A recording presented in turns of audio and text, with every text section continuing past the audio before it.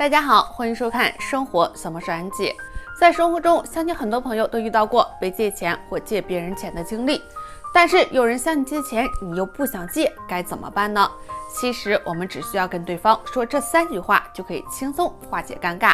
赶紧跟视频一起来了解一下吧。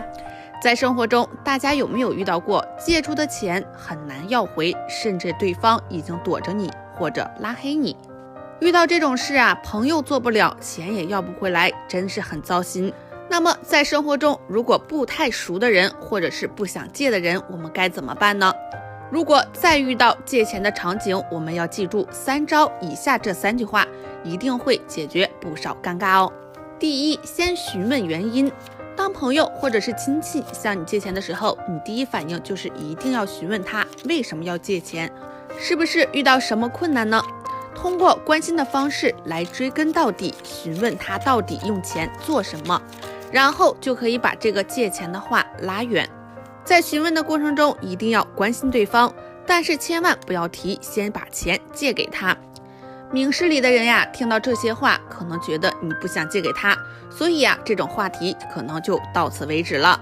第二，拒绝的话要无奈的说。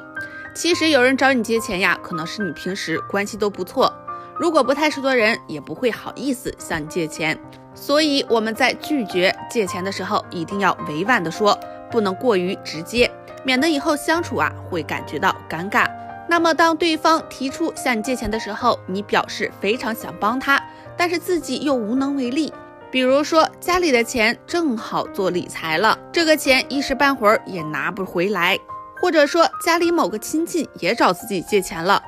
其次再说家里的财政大权不在自己的手中。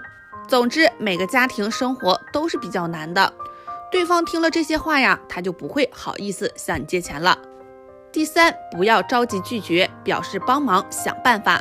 那么对方向你借钱的时候，直接和他表示自己的经济情况没有办法直接借给他钱，可是可以想办法帮帮他，可以帮他询问一下身边的朋友是否能资助一下，然后再过几天告诉他，通过这几天的努力啊，只借到一点点钱，和他想要的金额相差很大。这种情况呀，对方也不会再跟你要这笔钱了，说不定对方还觉得你帮忙而非常感动呢。最后总结，如果实在没有办法，大家一定要相信这个原则，就是借钱一定要借少不借多，这样也能够降低自己的风险，就算借出的钱最后要不回来，也能降低自己的经济损失。虽然说乐意助人一直是大家弘扬的精神文化，但是咱们的钱也不是大风刮来的。就像我经历过一件事情，借出的钱呀，到现在都要不回来，甚至对方已经把我拉黑。所以今后在借钱的时候一定要谨慎。那么你们在生活中有遇到过这些情况吗？好了，今天的视频就到这里，如果帮到你的话，就赶紧分享和转发出去吧。那看完视频赶紧分享给朋友和家人，让更多人知道。我们下期再见。